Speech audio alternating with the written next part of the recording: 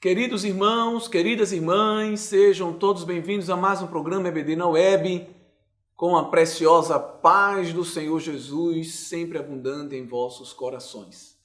Chegamos então ao fim do trimestre, glória a Deus, lição 13, 3 meses de vitória em meio a tudo que estamos vivendo, aos grandes desafios, mas o próprio Senhor nos alertou: no mundo tereis aflições, mas tende bom ânimo, eu venci o mundo.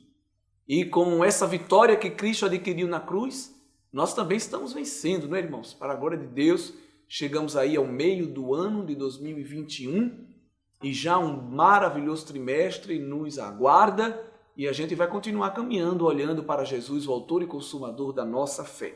Essa lição foi uma lição maravilhosa e que nos fez relembrar como Deus tem enriquecido a sua igreja.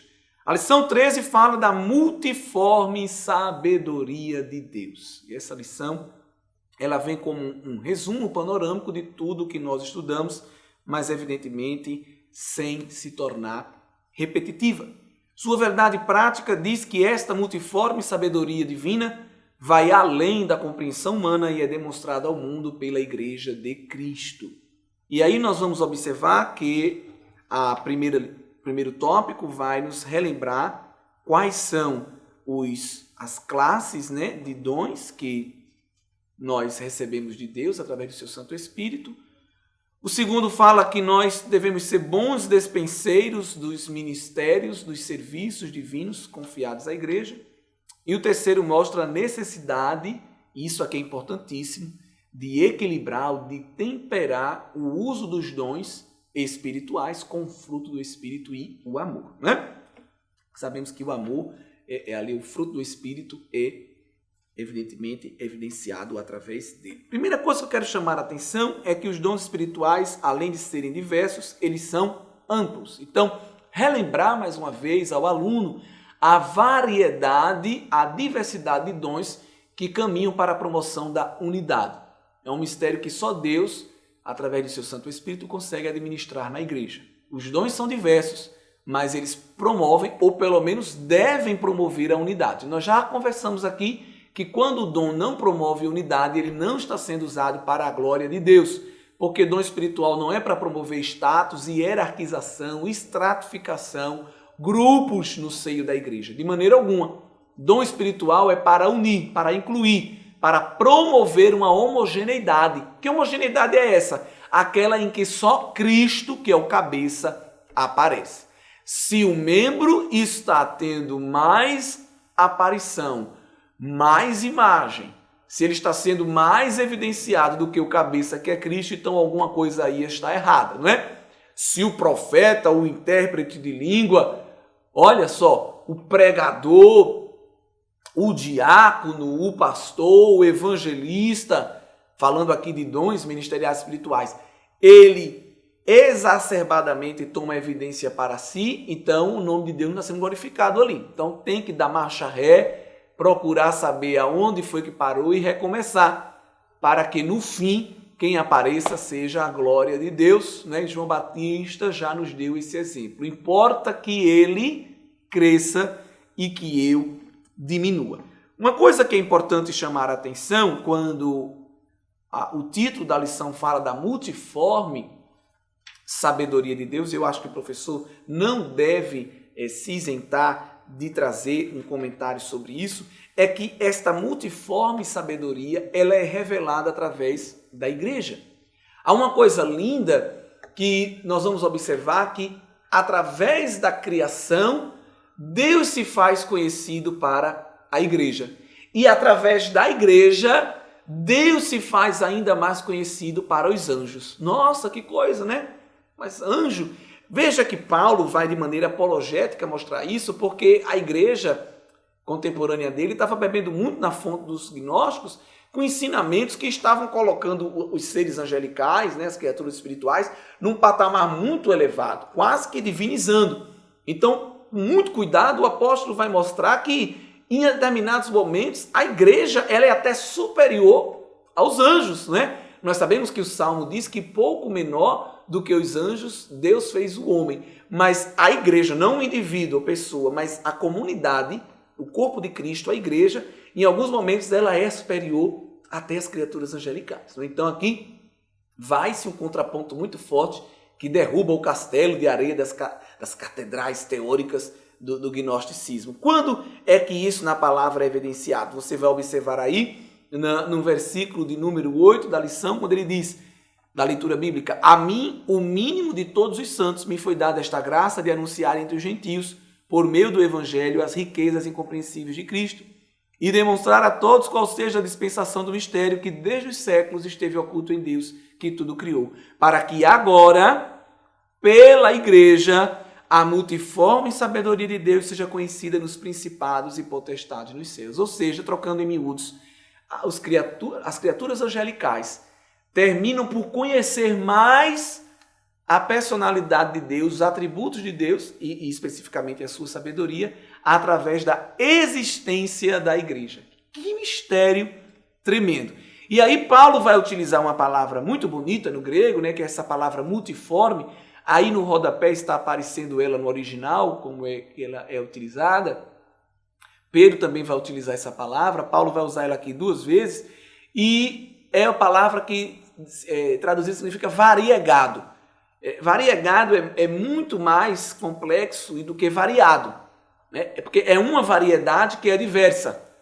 Então é uma coisa tremenda, porque é uma variedade complexa, porque é diferente de eu ter, por exemplo, 2 tipos de laranja. Então, eu tenho aqui a laranja mimo e uma laranja cravo, uma unidade de cada. Então, há uma variedade. Mas quando eu tenho aqui 10 laranjas, 3 de cada tipo, aí eu tenho aqui uma quantidade variegada, porque além de ser muitas, são variadas. Então, para você entender um pouco melhor esse termo variegado, um certo teólogo diz que é a emaranhada beleza de um bordado. É uma palavra que os gregos usavam muito para se referir à beleza da variedade, da tonalidade de flores e também de tecidos para roupas. Na tapeçaria também esse termo era usado. Então pense um tapete, né, com seus variados fios, muitos fios, variadas cores, promovendo imagens, né? Pense também no bordado. Então, ali eu estou vendo que há uma complexidade de emaranhada, mas que ela tem um padrão, ela forma no final um padrão. Então a mesma coisa são os dons e as dádivas que Deus dá à igreja. Elas são muitas, são variadas, mas no final elas promovem uma visão una, uma visão homogênea, uma visão que reflete evidentemente a glória de Deus. Então esta multiforme, ou seja, com formas múltiplas, a graça de Deus, ela é demonstrada através da sua sabedoria quando ele revela, quando ele dispensa, quando ele outorga os seus mistérios, as suas dádivas, os seus presentes para a igreja. E aí vale a pena chamar a atenção que esses presentes, essas delícias espirituais, não são apenas os dons espirituais e ministeriais. E aí no livro de apoio da lição, o pastor Elinaldo vai nos mostrar algumas dessas outras dádivas que se encaixam nesse sentido amplo das dádivas espirituais que promovem a revelação desta multiforme sabedoria. O dom da filiação divina, não é?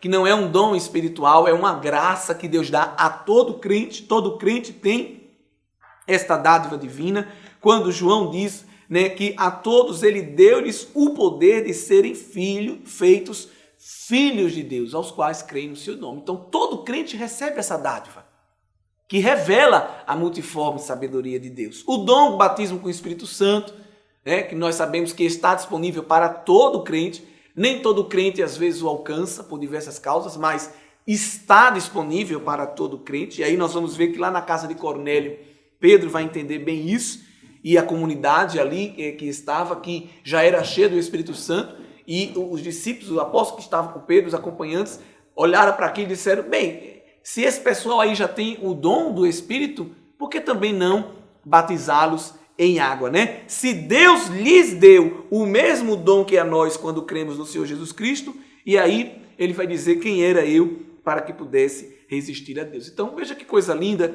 quando nós observamos que não são apenas os dons espirituais e ministeriais. O dom do crescimento, quando Paulo diz ali em 1 Coríntios 3, eu plantei, Apolo regou, mas Deus deu o crescimento. A igreja ela não só se mantém como está, mas Deus ainda abençoa ela com o crescimento, e esse crescimento não só quantitativo, não só em números, mas também qualitativo, em maturidade espiritual.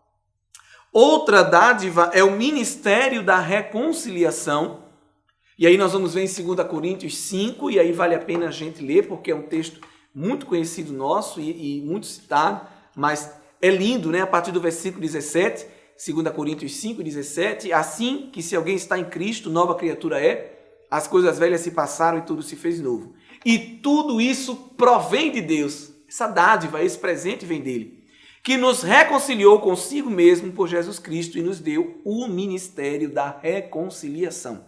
Isto é, Deus estava em Cristo reconciliando consigo o mundo, não lhes imputando os seus pecados, e pôs em nós a palavra da reconciliação. Então, observe aí que éramos inimigos de Deus, mas através de Cristo fomos reconciliados, Deus nos uniu a ele novamente, porque o pecado tinha obstruído essa comunhão. Então, são elementos, são dádivas, são presentes que são dados à igreja e que demonstram que Deus revela o seu amor, a sua graça, o seu poder, através de diversas faces, através de diversos fenômenos espirituais, poderíamos assim dizer. Então, é importantíssimo que fique claro essa ideia da multiforme sabedoria de Deus revelada na igreja. Lembrando que no versículo 11, isso é algo que é eterno.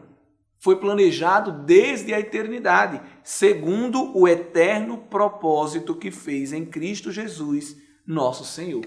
E aí Paulo, que está falando para uma comunidade mista de judeus e gentios, vai dizer, no qual, em Cristo, temos ousadia e acesso com confiança pela nossa fé nele. Essa coisa da ousadia, do acesso, é algo que o judeu não partilhava. Sabemos que o judeu era muito religioso, via Deus com certo distanciamento, tanto que nem se referia a Deus pelo seu nome. Já Paulo, quando vem abrir aí a revelação da graça, vai dizer que a gente pode não só estar perto, como chamá-lo de Abba Pai, porque há essa filiação, há essa aproximação, e a barreira de inimizade que havia entre Deus e o homem foi derrubada, e a barreira de inimizade que havia entre os homens também foi derrubada, de maneira que tudo se encaminha para uma grande comunhão, para um grande relacionamento, diferenciando o nosso Deus de deuses de outras religiões, como o islamismo, o hinduísmo, que vê Deus, um Deus impessoal. Algumas pessoas até dizem, Alá é Deus. Na verdade, não, porque Alá é o Deus do Islã, é um Deus impessoal, é um Deus que não se aproxima, é um Deus que não se relaciona, e o nosso Deus não, o nosso Deus é aquele que vinha conversar com Adão todos os dias, na viração do dia. Aleluia! É um Deus que permitiu Cristo ser encarnado para se relacionar com a humanidade e trazê-la à salvação. Então, Deus lá no Éden foi ao encontro do homem, lá no jardim, e lá na cruz, Deus também foi ao encontro do homem. Coisa linda, não é, irmãos? Então, o apóstolo Paulo, tentando explicar isso, ele vai mostrar através dessa expressão riquíssima essa verdade. Quando nós falamos aqui dos dons espirituais ministeriais, somos presenteados com essa tabela, e eu acho que com um excelente exercício didático, vale a pena o professor levar essa tabela parcialmente preenchida para resgatar. É um exercício muito bom para você resgatar na memória dos alunos o que eles aprenderam. Então, você pode colocar aí, por exemplo, dons de revelação, e ao outro lado da coluna deixar em branco e pedir para os alunos preencherem. Você pode entregar uma via cada um, você pode levar uma grande cartolina e pedir para eles se levantarem escrevendo ou falando. Aí do outro lado você coloca quais são os dons de poder e deixa a primeira coluna dons de poder vazia e pede para o aluno dizer qual é o termo que nós damos a esse conjunto de dons. Olha aí, você pode, por exemplo, dons de expressão, colocar dom de profecia, interpretação de língua e deixar variedade de línguas em branco e perguntar, está faltando algum dom aí? Que dom é esse? E por aí vai. E é um excelente exercício para você resgatar o que os alunos aprenderam e fica como feedback também para você, professor, né? Para você ver se cumpriu a missão corretamente e conseguiu passar a mensagem e produzir o conhecimento na mente dos seus alunos. Às vezes a gente se prende muito a expor o conteúdo e querer naquela 1 hora falar tudo da lição, mas um exercício feito em 5, 10 minutos da aula, pode ter certeza, ele gera um aprendizado muito grande e o aluno não esquece, né? Ele através daquele exercício, daquele momento prático, ele carrega aquilo para o resto da vida. Principalmente se ele errar, porque a gente aprende muito mais com o erro. Então, às vezes, ele pode errar falando de um dom que está numa classificação diferente e no ato que você o corrige, claro, com muito amor, com muita educação, ele não esquece mais. Aquilo fica gravado na sua mente e, evidentemente, no seu coração. Então, é importante fazer algum tipo de exercício. Esse aqui é um exemplo. Mas você, professor, tem liberdade no Espírito Santo para, com suas ideias, fazer qualquer outro tipo de exercício dentro da lição que tente chamar a atenção do aluno para ele ver a riqueza do conteúdo que ele já aprendeu. Sobre ser bons dispenseiros, nós já falamos o significado aqui, lá no começo do trimestre, né? O significado de ser dispenseiro, tanto o apóstolo Paulo como o apóstolo Pedro vai utilizar essa ideia, então vale a pena você chamar a atenção.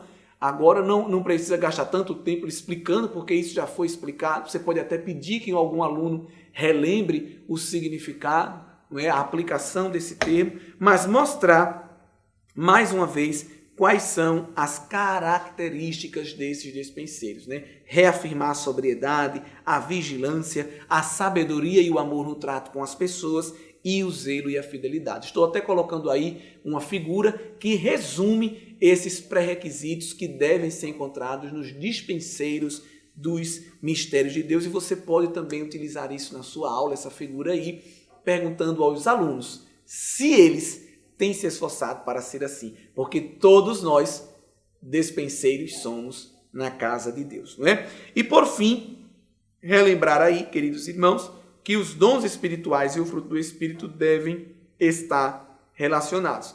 Importa chamar a atenção que não há uma sugestão de que o dom seja inferior ou superior ao fruto do Espírito, mas devem caminhar juntos. A igreja não pode supervalorizar um em detrimento do outro, mas temperar-nos um com o outro. Então, usar os dons e o fruto do Espírito. Lembrando que o dom a gente recebe de Deus e usa na igreja.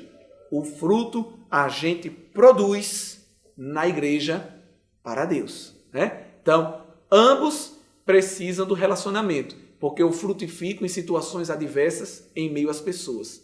O dom eu uso em situações de serviço diante das pessoas. Só que o dom Deus me dá para eu utilizar para as pessoas, glorificando a Deus. E o fruto eu produzo da minha relação com as pessoas para glorificar a Deus. Isso é tremendo e fica como um grande ensinamento para todos nós, não é? E também chamar a atenção que o amor não é um dom.